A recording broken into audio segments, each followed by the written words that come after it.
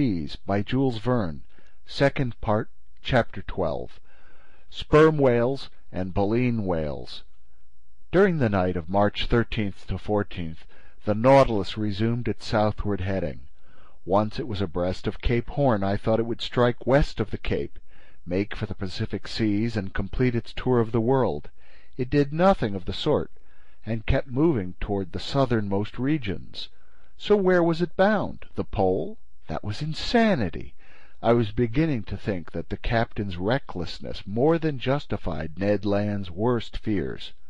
For a good while the Canadian had said nothing more to me about his escape plans. He had become less sociable, almost sullen.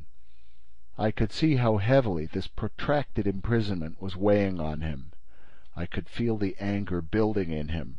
Whenever he encountered the captain, his eyes would flicker with dark fire, and I was in constant dread that his natural vehemence would cause him to do something rash. That day, March 14th, he and Conseil managed to find me in my stateroom. I asked them the purpose of their visit. "To put a simple question to you, sir," the Canadian answered me. "Go on, Ned." "How many men do you think are on board the Nautilus?" "I'm unable to say, my friend." "It seems to me," Ned Land went on, "that it wouldn't take much of a crew to run a ship like this one." "Correct," I replied. "Under existing conditions, some 10 men at the most should be enough to operate it." "All right," the Canadian said. "Then why should there be any more than that?" "Why?" I answered. I stared at Ned Land, whose motives were easy to guess.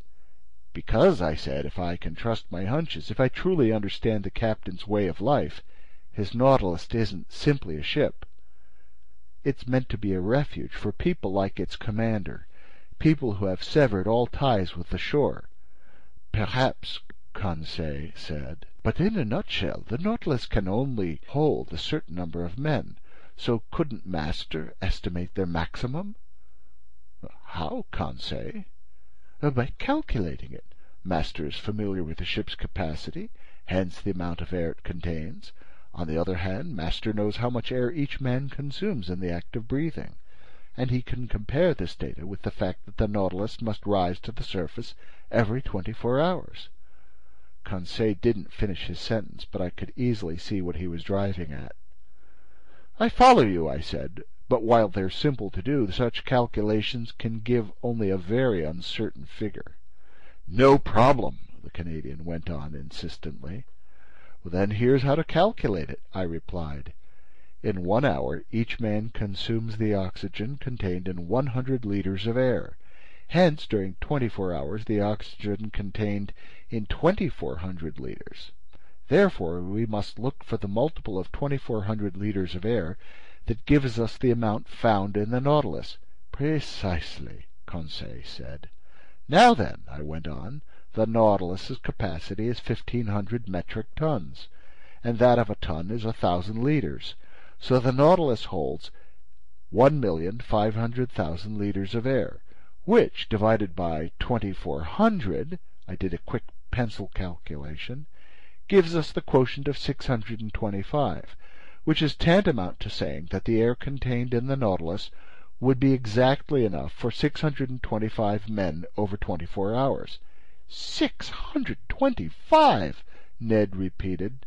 "But rest assured," I added, "that between passengers, seamen, or officers, we don't total 1/10 of that figure." "Which is still too many for 3 men," Conseil muttered. "So, my poor Ned, I can only counsel patience." "And," Conseil replied, "even more than patience, resignation." Conseil had said the true word.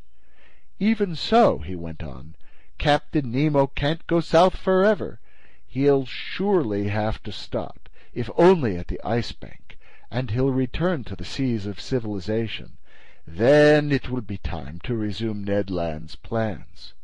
The Canadian shook his head, passed his hand over his brow, made no reply, and left us.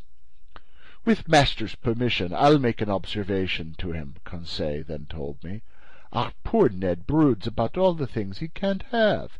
He's haunted by his former life. He seems to miss everything that's denied us. He's obsessed by his old memories, and it's breaking his heart. We must understand him. What does he have to occupy him here? Nothing. He isn't a scientist like Master, and he doesn't share our enthusiasm for the sea's wonders. He would risk anything just to enter a tavern in his own country." To be sure, the monotony of life on board must have seemed unbearable to the Canadian, who was accustomed to freedom and activity. It was a rare event that could excite him. That day, however, a development occurred that reminded him of his happy years as a harpooner. Near 11 o'clock in the morning, while on the surface of the ocean, the Nautilus fell in with a herd of baleen whales. This encounter didn't surprise me, because I knew these animals were being hunted so relentlessly that they took refuge in the ocean basins of the high latitudes. In the maritime world and in the realm of geographic exploration, whales have played a major role. This is the animal that first dragged the Basques in its wake, then Asturian Spaniards, Englishmen, and Dutchmen, emboldening them against the ocean's perils and leading them to the ends of the earth. Baleen whales like to frequent the southernmost and northernmost seas. Old legends even claim that these cetaceans led fishermen to within a mere 7 leagues of the North Pole. Although this feat is fictitious, it will some day come true, because it's likely that by hunting whales in the Arctic or Antarctic regions, man will finally reach this unknown spot on the globe. We were seated on the platform next to a tranquil sea. The month of March, since it's the equivalent of October in these latitudes, was giving us some fine autumn days. It was the Canadian, on this topic he was never mistaken, who sighted a baleen whale on the eastern horizon. If you looked carefully, you could see its blackish back alternately rise and fall above the waves, 5 miles from the Nautilus. "Wow!" Ned Land exclaimed. "If I were on board a whaler, there's an encounter that would be great fun. That's one big animal. Look how high its blowholes are spouting all that air and steam. Damnation! Why am I chained to this hunk of sheet iron?" "Why, Ned," I replied, "you still aren't over your old fishing urges." "How could a whale fisherman forget his old trade, sir? Who could ever get tired of such exciting hunting?" "You've never fished these seas, Ned?" "Never, sir. Just the northernmost seas, equally in the Bering Strait and the Davis Strait." "So the southern right whale is still unknown to you. Until now it's the bowhead whale you've hunted, and it won't risk going past the warm waters of the equator." "Oh, Professor, what are you feeding me?" the Canadian answered in a tolerably sceptical tone. "I'm feeding you the facts. By thunder, in '65, just 2.5 years ago, I, to whom you speak, I myself, stepped onto the carcass of a whale near Greenland, and its flank still carried the marked harpoon of a whaling ship from the Bering Sea. Now I ask you, after it had been wounded west of America, how could this animal be killed in the east, unless it had cleared the equator and doubled Cape Horn or the Cape of Good Hope?" "I agree with our friend Ned," Conseil said, "and I'm waiting to hear how Master will reply to him." "Master will reply, my friends, that baleen whales are localized, according to species, within certain seas that they never leave, and if one of these animals went from the Bering Strait to the Davis Strait, it's quite simply because there's some passageway from one sea to the other, either along the coasts of Canada or Siberia." "You expect us to fall for that?" the Canadian asked, tipping me a wink. "If Master says so," Conseil replied. "Which means," the Canadian went on, "since I've never fished these waterways, I don't know the whales that frequent them?" "That's what I've been telling you, Ned." "All the more reason to get to know them," Conseil answered. "Look! Look!" the Canadian exclaimed, his voice full of excitement. "It's approaching! It's coming toward us! It's thumbing its nose at me! It knows I can't do a blessed thing to it!" Ned stamped his foot, Brandishing an imaginary harpoon, his hands positively trembled. "These cetaceans," he asked, "are they as big as the ones in the northernmost seas?"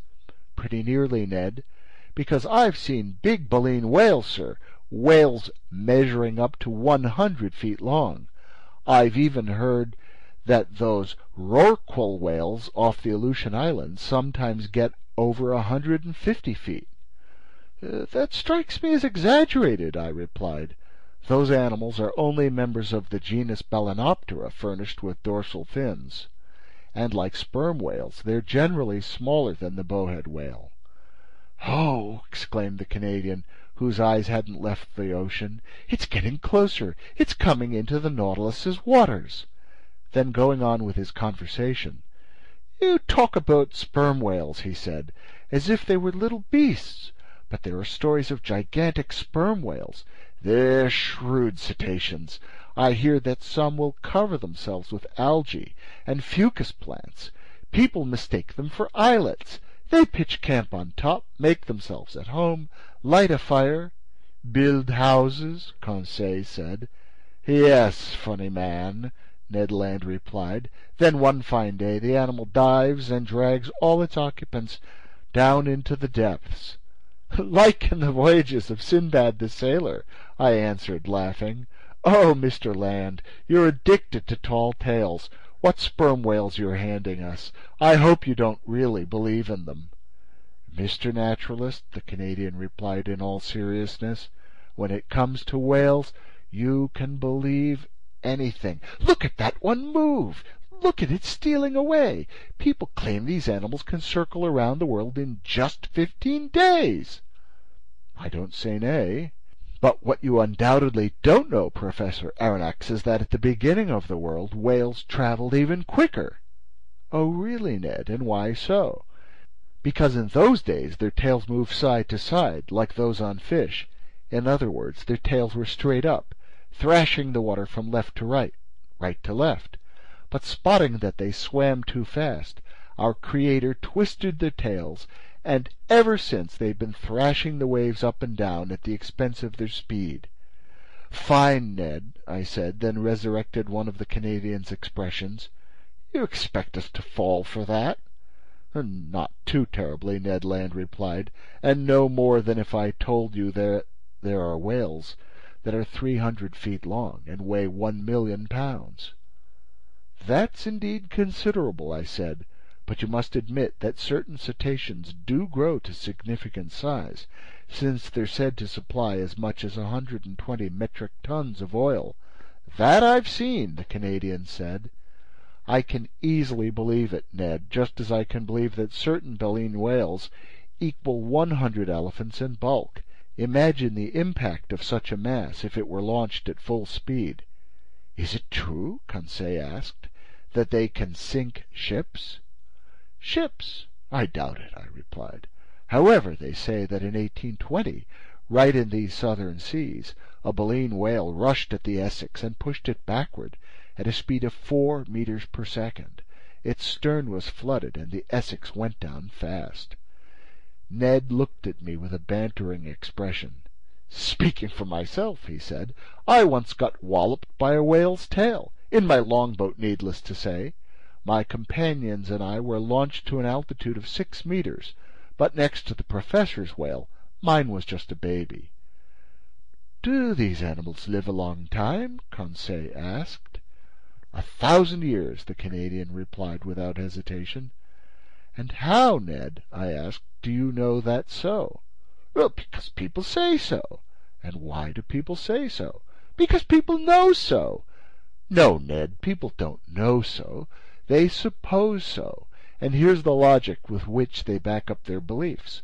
When fishermen first hunted whales 400 years ago, these animals grew to bigger sizes than they do today.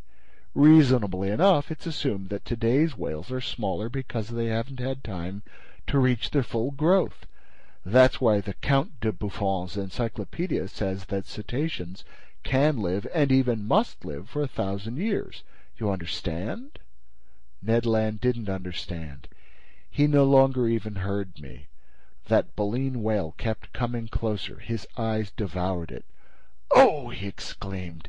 "It's not just one whale. It's 10, 20, a whole gam, and I can't do a thing. I'm tied hand and foot." "But Ned, my friend," Conseil said. "Why not ask Captain Nemo for permission to hunt—" Before Conseil could finish his sentence, Ned Land scooted down the hatch and ran to look for the captain. A few moments later, the two of them reappeared on the platform. Captain Nemo observed the herd of cetaceans cavorting on the waters a mile from the Nautilus. "They're southern right whales," he said. "There goes the fortune of a whole whaling fleet." "Well, sir," the Canadian asked, "couldn't I hunt them, just so I don't forget my old harpooning trade?" "Hunt them? What for?" Captain Nemo replied. "Simply to destroy them. We have no use for whale oil on this ship." "But, sir," the Canadian went on, "in the Red Sea you authorized us to chase a dugong." "There it was an issue of obtaining fresh meat for my crew. Here it would be killing for the sake of killing. I'm well aware that's a privilege reserved for mankind, but I don't allow such murderous pastimes." "When your peers, Mr. Land, destroy decent, harmless creatures like the southern right whale or the bowhead whale, they commit a reprehensible offense. Thus they've already depopulated all of Baffin Bay, and they'll wipe out a whole class of useful animals. So leave these poor cetaceans alone. They have quite enough natural enemies, such as sperm whales, swordfish, and sawfish, without you meddling with them." I'll let the reader decide what faces the Canadian made during this lecture on hunting ethics. Furnishing such arguments to a professional harpooner was a waste of words. Ned Land stared at Captain Nemo and obviously missed his meaning. But the captain was right. Thanks to the mindless, barbaric bloodthirstiness of fishermen, the last baleen whale will some day disappear from the ocean. Ned Land whistled Yankee Doodle between his teeth, stuffed his hands in his pockets, and turned his back on us. Meanwhile, Captain Nemo studied the herd of cetaceans, then addressed me. "I was right to claim that baleen whales have enough natural enemies, without counting man. These specimens will soon have to deal with mighty opponents." 8 miles to leeward, Professor Aronnax. Can you see those blackish specks moving about?" "Yes, Captain," I replied. "Those are sperm whales, dreadful animals that I've sometimes encountered in herds of 200 or 300. As for them, they're cruel, destructive beasts, and they deserve to be exterminated." The Canadian turned swiftly at these last words. "Well, Captain," I said, "on behalf of the baleen whales, there's still time—" "It's pointless to run any risks, Professor. The Nautilus will suffice to disperse these sperm whales. It's armed with a steel spur quite equal to Mr. Land's harpoon, I imagine." The Canadian didn't even bother shrugging his shoulders. Attacking cetaceans with thrusts from a spur? Who ever heard of such malarkey? "Wait and see, Professor Aronnax," Captain Nemo said. "We'll show you a style of hunting with which you aren't yet familiar. We'll take no pity on these ferocious cetaceans. They're merely mouth and teeth." Mouth and teeth. There's no better way to describe the long-skulled sperm whale, whose length sometimes exceeds 25 meters. The enormous head of this cetacean occupies about a third of its body.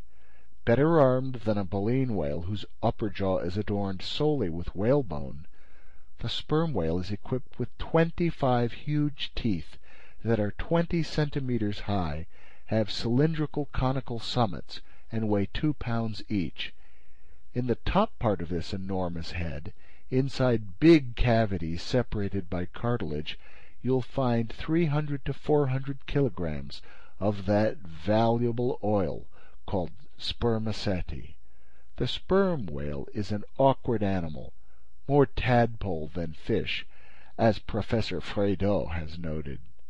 It's poorly constructed, being defective, so to speak, over the whole left side of its frame, with good eyesight only in its right eye. Meanwhile that monstrous herd kept coming closer. It had seen the baleen whales and was preparing to attack.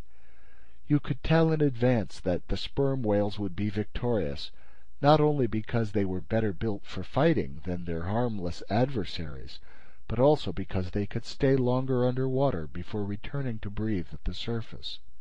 There was just time to run to the rescue of the baleen whales. The Nautilus proceeded to mid-water. Conseil, Ned, and I sat in front of the lounge windows. Captain Nemo made his way to the helmsman's side to operate his submersible as an engine of destruction. Soon I felt the beats of our propeller getting faster, and we picked up speed. The battle between sperm whales and baleen whales had already begun when the Nautilus arrived. It maneuvered to cut into the herd of long-skulled predators.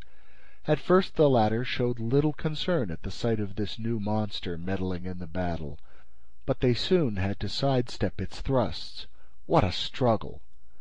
Ned Land quickly grew enthusiastic and even ended up applauding. Brandished in its captain's hands, the Nautilus was simply a fearsome harpoon. He hurled it at those fleshy masses and ran them clean through, leaving behind two squirming animal halves. As for those daunting strokes of the tail hitting our sides, the ship never felt them, no more than the collisions it caused. One sperm whale exterminated, it ran at another, tacked on the spot so as not to miss its prey, went ahead or astern, obeyed its rudder, dived when the cetacean sank to deeper strata, rose with it when it returned to the surface, struck it head-on or slantwise, hacked at it or tore it, and from every direction and at any speed skewered it with its dreadful spur. What bloodshed! What a hubbub on the surface of the waves! What sharp hisses and snorts, unique to these frightened animals! Their tails churned the normally peaceful strata into actual billows. This Homeric slaughter dragged on for an hour, and the long-skulled predators couldn't get away. Several times 10 or 12 of them teamed up, trying to crush the Nautilus with their sheer mass. Through the windows you could see their enormous mouths paved with teeth, their fearsome eyes. Losing all self-control, Ned Land hurled threats and insults at them. You could feel them clinging to the submersible, like hounds atop a wild boar in the underbrush. But by forcing the pace of its propeller, the Nautilus carried them off, dragged them under, or brought them back to the upper level of the waters, untroubled by their enormous weight or their powerful grip. Finally this mass of sperm whales thinned out. The waves grew tranquil again. I felt us rising to the surface of the ocean. The hatch opened, and we rushed onto the platform.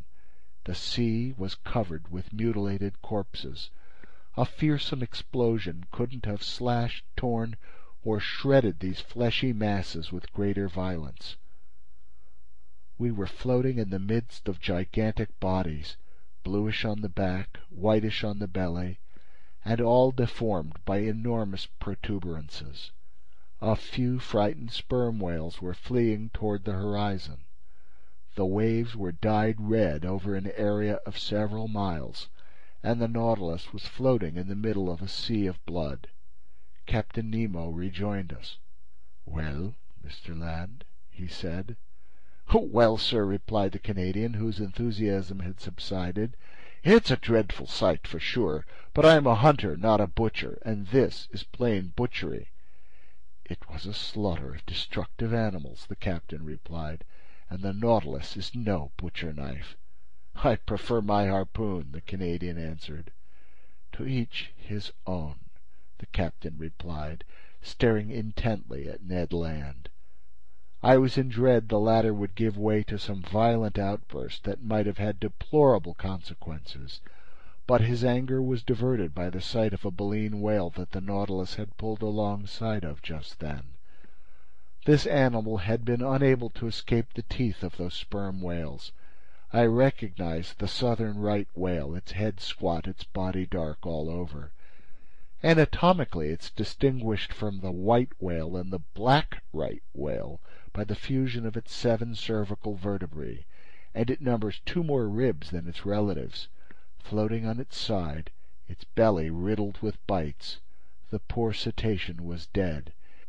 Still hanging from the tip of its mutilated fin was a little baby whale that it had been unable to rescue from the slaughter. Its open mouth let water flow through its whalebone like a murmuring surf. Captain Nemo guided the Nautilus next to the animal's corpse. 2 of his men climbed onto the whale's flank, and to my astonishment I saw them draw from its udders all the milk they held, in other words, enough to fill 2 or 3 casks. The captain offered me a cup of this still warm milk. I couldn't help showing my distaste for such a beverage. He assured me that this milk was excellent, no different from cow's milk. I sampled it and agreed. So this milk was a worthwhile reserve ration for us, because in the form of salt, butter, or cheese, it would provide a pleasant change of pace from our standard fare. From that day on, I noted with some uneasiness that Ned Land's attitudes toward Captain Nemo grew worse and worse, and I decided to keep a close watch on the Canadian's movements and activities. End of chapter 12.